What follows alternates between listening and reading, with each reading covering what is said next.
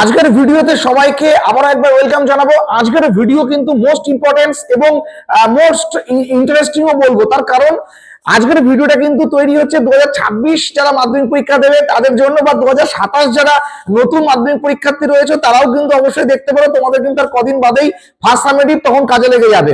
দেখো, আজকের ভিডিওতে তোমাদেরকে যেটা আমি ভালো করে বোঝাবো সেটা হচ্ছে যে তোমাদের প্রায় কিন্তু দেখতে পাও যে পরীক্ষায় জারণ ধর্মের ক্রম, বিজারণ ধর্মের ক্রম, কার পারমাণবিক ব্যাসার্ধ কত বড় বেশি কম, এইগুলো নিয়ে প্রশ্ন আসে। তো এইগুলো নিয়ে কিন্তু তোমরা মানে ছোট থেকে বড় বা বড় থেকে ছোট সাজাতে গিয়ে কিন্তু অনেকে বিপদে পড়ে যাও। বাট আজকের এই যারা ভিডিওটা দেখবে তারপর থেকে তাদের আর বিপদ থেকে তারা মুক্ত পাবে। তো চলো আমরা এইরকম টাইপস এর কোশ্চেনের সম্মুখীন হই। আচ্ছা, দেখো এখানে একটা প্রশ্ন দিয়েছে যে প্রদত্ত ক্রমগুলির মধ্যে কোনটির তড়িৎ ঋণাত্মকতার সঠিক ক্রম। চারটে অপশন এখানে আছে। অনেকেই আছে দেখার সাথে সাথে উত্তর করে দেবে, অনেকে আছে কিছুই বুঝতে পারবে না, আবার অনেকে আছে আন্দাজে একটা ঢিল মারার চেষ্টা করবে। বাট যারা দেখার সাথে সাথে করছো তাদের তো ওয়েলকাম, তারা খুব ভালোই বুঝেছে। আর যাদের সমস্যা এখনো রয়েছে তারা একটুখানি বুঝে নাও কি করে অ্যান্সার গুলো করতে হয়।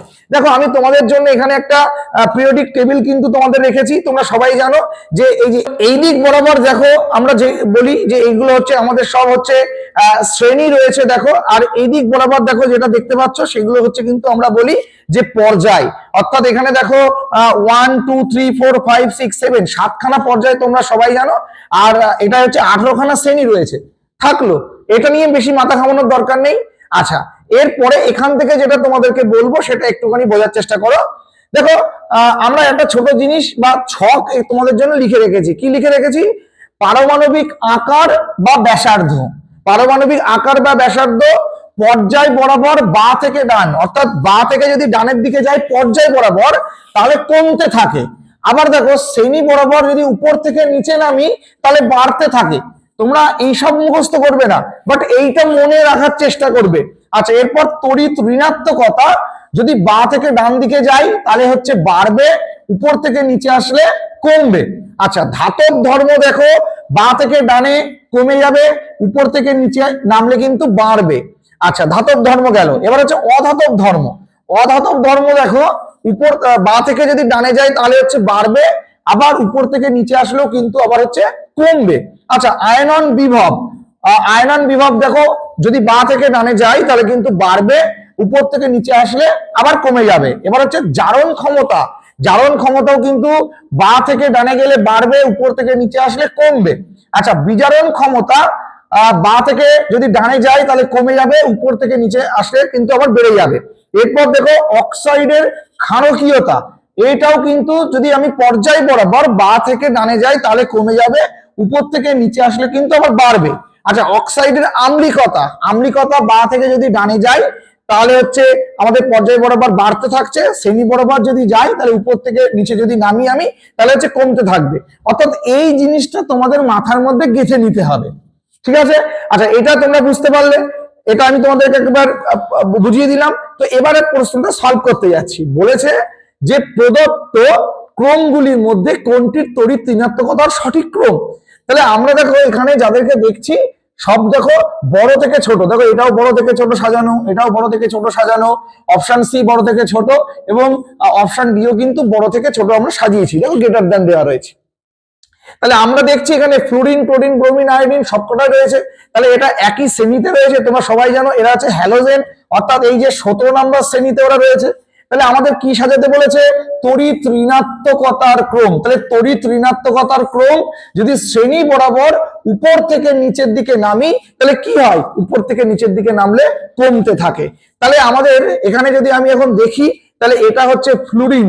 তাহলে ফ্লুরিন হচ্ছে সবচাইতে বেশি, তারপর হচ্ছে ক্লোরিন, তারপর ব্রোমিন, তারপর আয়োডিন। তাহলে দেখো এখানে কোনটা আছে? এখানে দেখো অপশন ডি হচ্ছে সঠিক উত্তর, ফ্লুরিন, ক্লোরিন, ব্রোমিন, আয়োডিন। অর্থাৎ প্রদত্ত ক্রমগুলির মধ্যে কোনটির তড়িৎ ঋণাত্মকতা সঠিক ক্রম? তাহলে তড়িৎ ঋণাত্মকতা সবচাইতে বেশি ফ্লুরিন, তারপর আছে ক্লোরিন, তারপর ব্রোমিন, তারপর হচ্ছে আয়োডিন। তার কারণ এরা একই শ্রেণীতে ছিল 17 নাম্বার, আর আমরা জানি শ্রেণী বরাবর উপর থেকে নিচে নামলে কি হয়, উপর থেকে নিচে নামলে কমতে থাকে। তাহলে কমতে থাকলে কি হয়, বড় থেকে আস্তে আস্তে ছোট হয়। তাহলে এই হলো কিন্তু সঠিক উত্তর, option D, fluorine, chlorine, bromine, iodine. তো চলো নেক্সট দেখি আরেকটা প্রশ্ন কি আছে দেখি। বলছে ক্রমবর্ধমান পারমাণবিক ব্যাসার্ধ অনুযায়ী সাজাও। আর আমাদের এইগুলোকে সাজাতে হবে। আচ্ছা, এই কথাটাকে আগে বোঝার চেষ্টা করো। ক্রমবর্ধমান, আমরা না অনেক সময় ক্রমবর্ধমান, ক্রমহ্রাসমান বা ঊর্ধ্বক্রম, অধক্রম এইগুলো না বুঝতে পারি না। এগুলোকে একটুখানি বোঝার শর্টকাট জিনিসটা বোঝো। ক্রমবর্ধমান মানে হচ্ছে ক্রমে বাড়বে, অর্থাৎ ছোট থেকে বড়। ক্রমে বর্ধমান অর্থাৎ ছোট থেকে বড় হচ্ছে। অর্থাৎ তোমরা যখন এরকম ভাবে মনে রাখবে, ঊর্ধ্বক্রম মানে ক্রমে ঊর্ধ্ব, ছোট থেকে বড়, অধক্রম ক্রমে অধ মানে বড় থেকে ছোট। তাহলে আমরা কি সাজাবো, ক্রমবর্ধমান মানে ছোট থেকে বড় সাজাবো।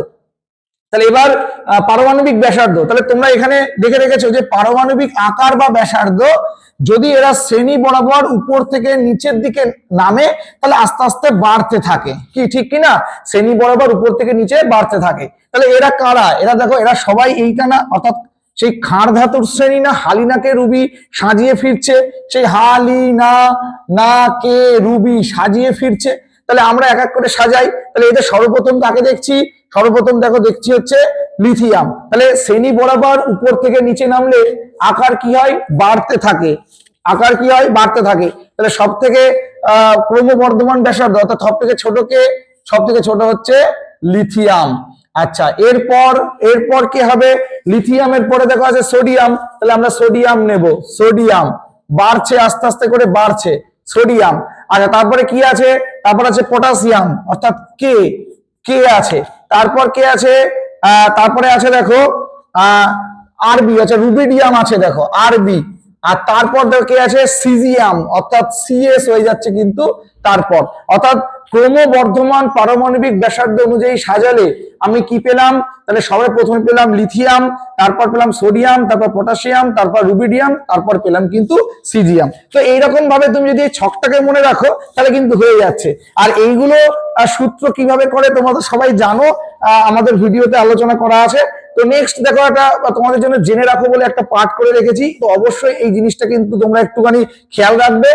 1 নম্বর যেটা রেখেছি, শ্রেণী 1, 2, 13 থেকে 17 এদেরকে আমরা বলছি প্রতিনিধি মৌল। আচ্ছা, 3 থেকে 12 এগুলোকে আমরা বলছি সন্ধিগত মৌল। মনে রাখবে 3 থেকে 12 এরা হচ্ছে সন্ধিগত মৌল। আচ্ছা, 3 নম্বর রেখেছি 1 নম্বর শ্রেণীকে আমরা বলছি ক্ষার ধাতু, হাইড্রোজেন ব্যতীত, অর্থাৎ হাইড্রোজেনকে কিন্তু বলবো না। ক্ষার ধাতু মনে রাখার কিন্তু উপায় তোমরা সবাই জানো, হালি নাকে রুবি সাজিয়ে ফিরছে, তোমরা মৌলগুলোর নাম সবাই জানো। 2 নম্বর শ্রেণী ক্ষারীয় মৃত্তিকা ধাতু। ক্ষারীয় মৃত্তিকা মনে রাখার কৌশল তোমরা সবাই জানো, সেই বিরিয়ানি মোগলাই কাবাব সরিয়ে বাটিতে রাখো। আচ্ছা, তারপরে দেখো রেখেছি 11 নম্বর শ্রেণীগুলোকে বলছি আমরা মুদ্রা ধাতু তোমরা সবাই জানো কোনগুলো। আচ্ছা, 16 নম্বর শ্রেণীতে আছে চ্যালকোজেন। এই চ্যালকোজেন কথার অর্থ কিন্তু আকরিক উৎপাদক, পরীক্ষায় কিন্তু প্রশ্ন আসে। চ্যালকোজেন কথার অর্থ তোমরা লিখবে আকরিক উৎপাদক। 17 নম্বর শ্রেণীতে দেখো আছে হ্যালোজেন কথার অর্থ হচ্ছে সামুদ্রিক লবণ উৎপাদক। আচ্ছা, 18 নম্বরে আছে দেখো নোবেল গ্যাস, যাকে আমরা নিষ্ক্রিয় মৌল বলে চিনি, 18 নম্বর শ্রেণীতে রয়েছে। আর এখান থেকে দেখো এই 4টে কোয়েশ্চেন টেস্ট পেপারে অনেকবার উকি মারে তোমাদের এই 4টে কোয়েশ্চেন। কি সেই 4টে কোয়েশ্চেন? আচ্ছা, কি সেই 4টে কোয়েশ্চেন আমরা একটু দেখে নিই। দেখো এখানে রয়েছে একা বোরন মানে হচ্ছে স্ক্যান্ডিয়াম, মনে থাকবে। একা অ্যালুমিনিয়াম হচ্ছে গ্যালিয়াম, একা সিলিকন মানে হচ্ছে জার্মেনিয়াম, আর একা ম্যাঙ্গানিজ মানে হচ্ছে টেকনিশিয়াম, মনে থাকবে তো। তাহলে একা বোরন মানে স্ক্যান্ডিয়াম, একা অ্যালুমিনিয়াম মানে হচ্ছে গ্যালিয়াম, একা সিলিকন মানে জার্মেনিয়াম, একা ম্যাঙ্গানিজ মানে হচ্ছে টেকনিশিয়াম। এবার তোমাদেরকে একটা কথা বলি, তোমরা হয়তো এই জিনিসটাকে ভুলে যেতে পারো যে স্যার আমরা একা বোরন মনে রাখতে পারছি না, একা অ্যালুমিনিয়াম মনে রাখতে পারছি না, একা সিলিকন মনে রাখতে পারছি না। তাহলে মনে রাখার জন্য তোমাদের একটা কৌশল আমি বলে দিচ্ছি। কি কৌশল একটুখানি এখানে লিখছি। আচ্ছা, দেখো কি কৌশল, দেখো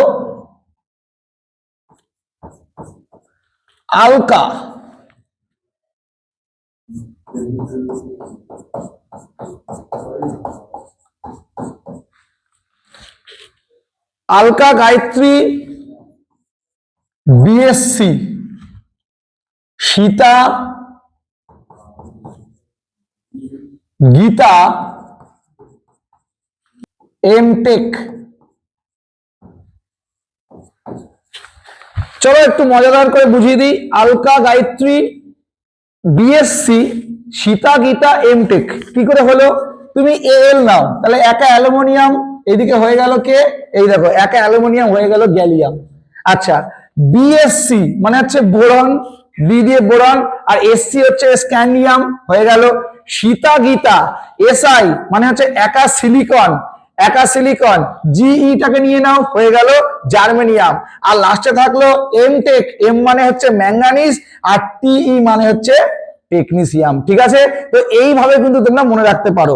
তো যাই হোক, আজকের ভিডিও এইটুকুই, অল্প সময়ের মধ্যে বুঝিয়ে দিলাম। কাদের কাদের ভালো লাগলো আর কারা কারা এটা জানতে সেটা কমেন্ট করো, কারা জানতে না সেটাও অবশ্যই কমেন্ট সেকশনে কমেন্ট করো। ভালো থেকো, আর নতুন নতুন ভিডিও অবশ্যই আসছে। আর তার সাথে কিন্তু অবশ্যই আমাদের স্পেশাল পিডিএফটা যদি দরকার পড়ে অবশ্যই নিতে পারো।